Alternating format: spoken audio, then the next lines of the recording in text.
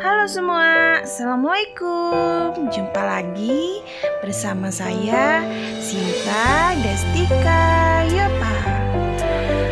Jangan lupa ya untuk terus support channel pendidikan dari saya dengan cara klik like,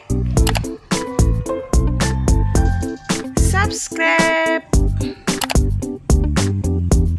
dan jangan lupa ya tekan tombol loncengnya.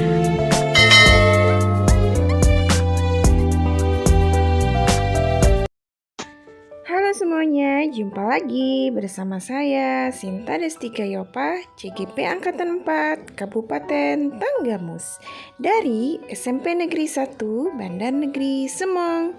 Kali ini saya akan membuat video pembelajaran tugas 3.2.A.9 koneksi antar materi pemimpin dalam pengelolaan sumber daya.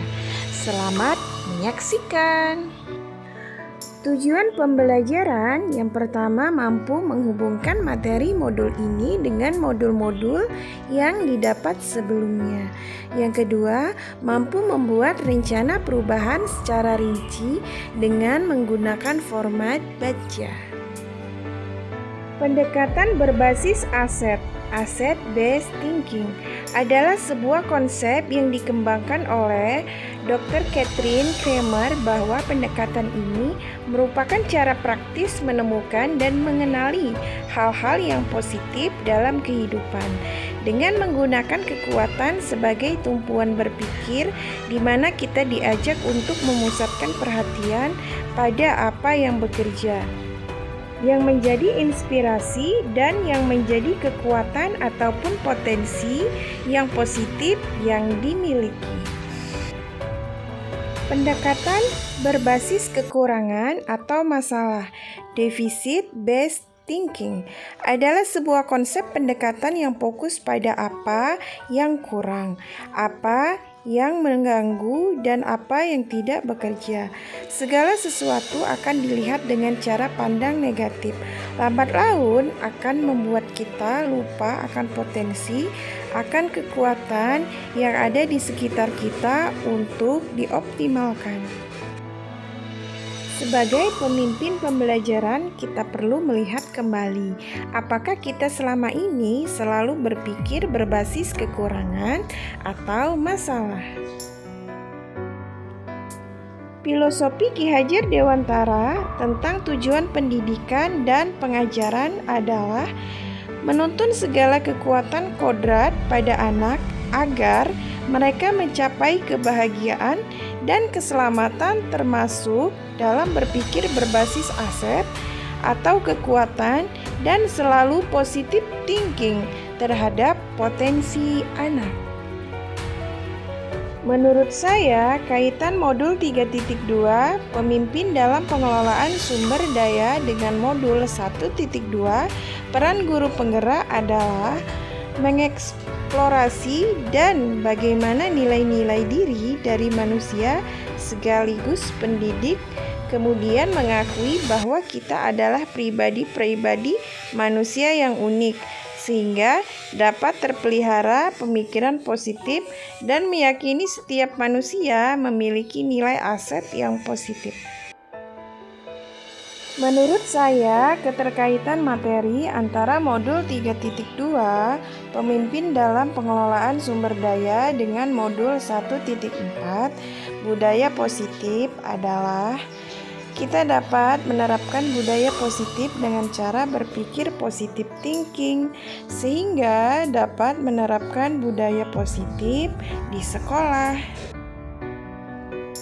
Hubungan materi modul 3.2 pemimpin dalam pengelolaan sumber daya dengan modul 2.1 memenuhi kebutuhan belajar murid melalui pembelajaran berdiferensiasi adalah kita dapat melaksanakan pembelajaran berdiferensiasi dengan memetakan kebutuhan murid berdasarkan minat dan potensi, Tentunya dengan berpikir berbasis kekuatan.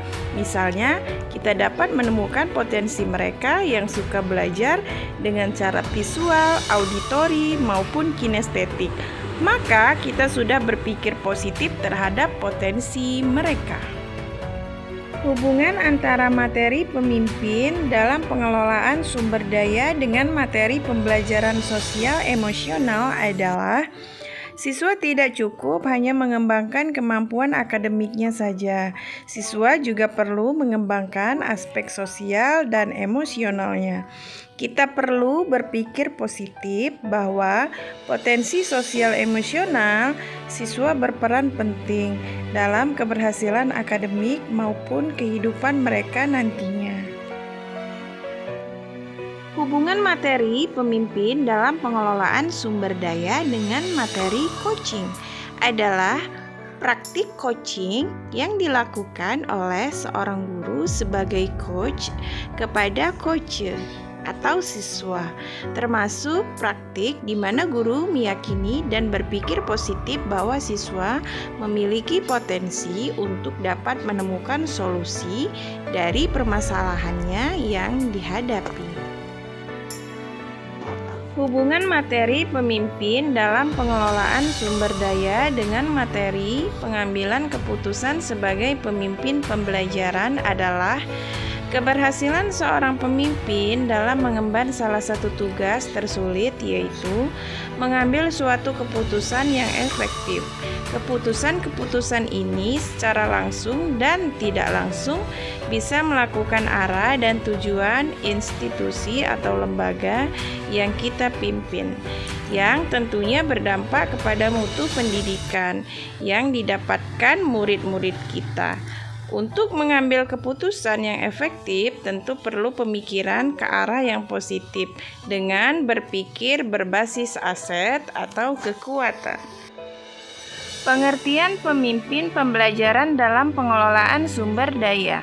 Pemimpin yang mampu melakukan pendekatan berbasis aset, asset-based thinking, dengan memanfaatkan dan mengelola sumber daya yang ada secara efektif dan efisien untuk mengembangkan pembelajaran ke arah yang lebih baik. Implementasi dalam kelas. Pemimpin yang mampu mengelola sumber daya dengan baik, khususnya untuk pembelajaran di kelas. Misalnya, penerapan tahapan baja untuk proses pembelajaran di kelas dengan memanfaatkan sumber daya yang ada, sehingga 1. Siswa belajar dengan penuh semangat dan menunjukkan rasa bahagia. Yang kedua, siswa kompak melaksanakan pembelajaran secara berkolaborasi. Yang ketiga, guru dan siswa dapat mengembangkan potensinya dalam memanfaatkan sumber daya yang ada. Misalnya, pemanfaatan ruang kelas sebagai tempat pembelajaran yang aman dan nyaman. Yang keempat, guru berpikir positif atas potensi siswa dan menjadi mereka sebagai agen perubahan. Yang kelima, guru dengan siswa merapikan kelas menjadi bersih dan tertata rapi. Yang keenam, guru dan siswa memanfaatkan barang-barang di sekitar kelas yang dapat menunjang proses pembelajaran. Yang ketujuh, guru bersama siswa merefleksikan hasil pembelajaran. Yang kedelapan, guru mengevaluasi pembelajaran untuk meningkatkan pembelajaran selanjutnya. Implementasi di masyarakat sekitar sekolah. Pemimpin pembelajaran dapat melihat potensi yang ada di lingkungan sekitar sekolah. Misalnya, ada anggota masyarakat sebagai narasumber sebuah pembelajaran. Pengelolaan sumber daya yang tepat membantu proses pembelajaran lebih berkualitas. menyiapkan pendidikan yang berkualitas, dilakukan peningkatan kemampuan belajar, pemanfaatan lingkungan secara maksimal, sarana dan prasarana yang baik, evaluasi dan monitoring yang terukur dan terencana, hubungan yang baik antara sekolah dan masyarakat. Dengan dukungan tersebut tentunya membuat siswa aman dan nyaman dalam belajar karena banyak dukungan dari berbagai sumber daya, sehingga dapat meningkatkan kualitas pembelajaran. Selama ini, saya memiliki pola pikir yang selalu berfokus kepada apa yang kurang, apa yang mengganggu, dan apa yang tidak bekerja. Segala sesuatunya saya lihat dengan cara pandang negatif, yang semakin lama membuat saya lupa akan potensi kekuatan yang ada di sekitar saya untuk dioptimalkan. Setelah mengikuti pelatihan pada modul 3.2, saya sekarang mengetahui dan memahami bagaimana cara pengelolaan sumber daya sebagai pemimpin pembelajaran secara optimal dengan menggunakan pendekatan berbasis aset yang ada di sekitar komunitas. Dengan menggunakan strategi kreatif berdasarkan pemetaan 7 aset utama menurut Green dan Haynes tahun 2022 yang telah saya pelajari di program guru penggerak modul 3.2 dalam mengatasi tantangan kekurangan dalam kebutuhan pada komunitas. Kreisman dan MC Knight menunjukkan bahwa aset yang dimiliki oleh komunitas adalah kunci dari usaha perbaikan kehidupan komunitas, perkotaan maupun perdesaan. Pemikiran saya sudah berubah, belajar untuk berpikir berbasis aset atau sumber daya, kekuatan potensi, positive thinking. Karena sebelum belajar berbasis masalah, kita perlu mengingatkan bahwa yang kita ucapkan adalah sebuah doa.